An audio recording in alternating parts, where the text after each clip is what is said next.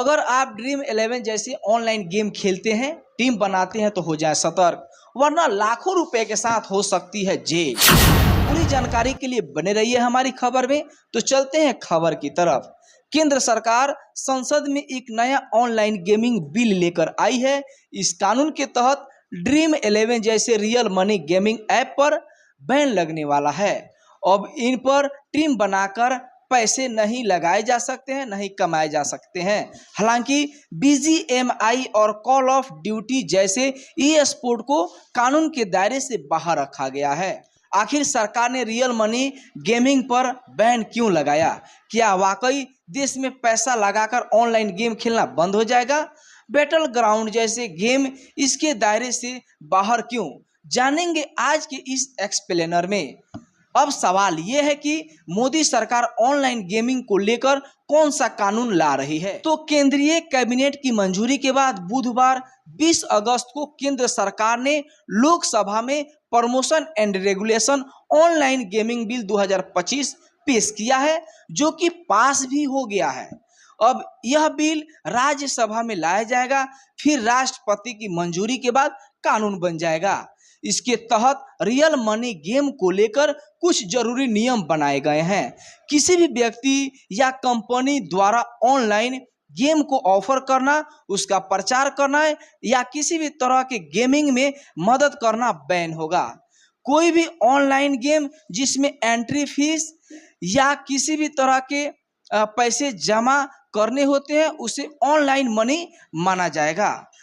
भले ही इसमें जीत के लिए किस्मत या फिर स्किल के ही इस्तेमाल क्यों न किया जाता हो या दावा किया जाता हो, सभी ऑनलाइन मनी गेम के विज्ञापन पर पूरी तरह से बैन लगाया जाएगा। बैंक या कोई भी फाइनेंशियल कंपनियां इन ऑनलाइन गेमिंग प्लेटफॉर्म के पैसे का ट्रांजैक्शन नहीं करेंगी। कानून लागू करने के लिए करीब 50 करोड़ रुपए खर्च करके एक नई संस्था बनाई जाएगी। बिल के ड्राफ्ट के मुताबिक ऑनलाइन गेम्स ऑफर करने या होस्ट करने यानी गेम खिलाने वाले को 3 साल की सजा और 1 लाख तक का जुर्माना देना होगा।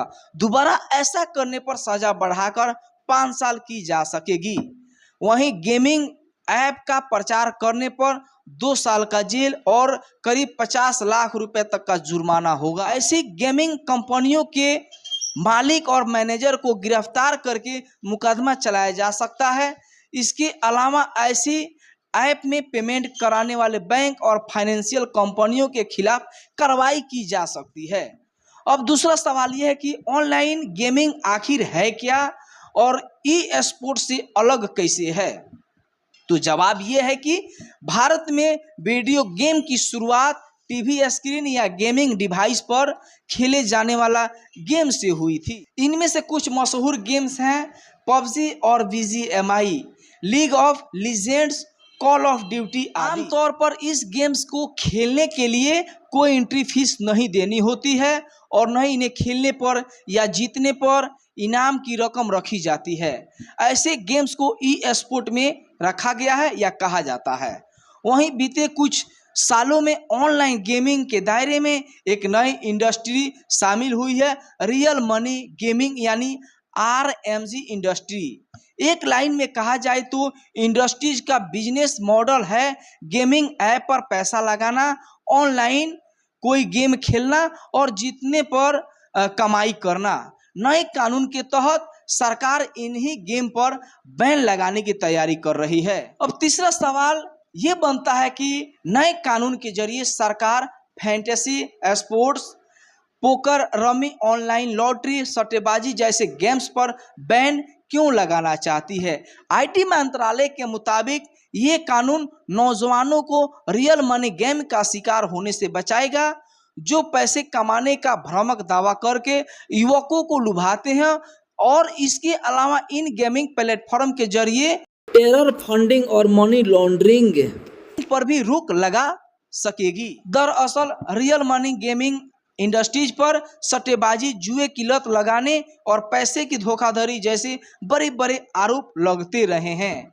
इसको देखते हुए युवाओं को सट्टेबाजी और धोखाधड़ी से बचाने के लिए केंद्र सरकार ये कानून ला रही है। वीडियो पसंद आए तो यूट्यूब पर सब्सक्राइब और फेसबुक पर फॉलो करना नहीं भूले। दोस्तों में शेयर करिए, ग्रुप में शेयर करिए और हमें भी सपोर्ट कीजिए। धन्यवाद।